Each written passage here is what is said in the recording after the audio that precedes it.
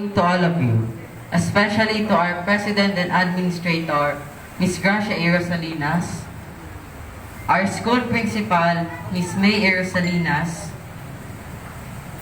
our guest speaker, an alumnus of the Años Dei School System Incorporated, Mr. Ali Gab Jabin Kasakop,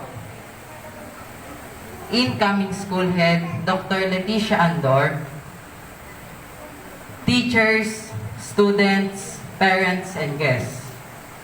My heartfelt gratitude goes to all the people in this institute who have been responsible for making us, my peers and I, become independent learners.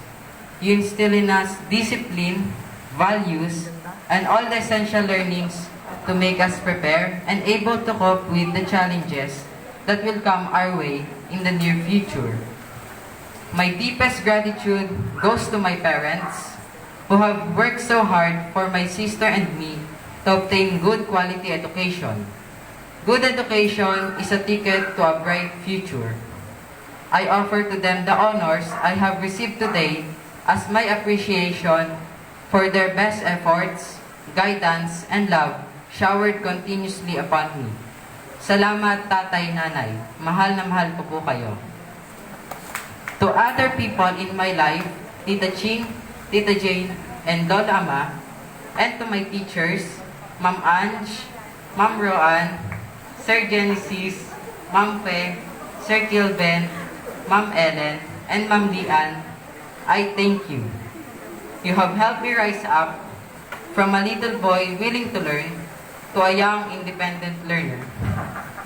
Your invaluable teaching will serve as my compass as I continue to navigate my journey towards the fulfillment of my dream. That is to become a pilot someday. And to all my classmates, thank you.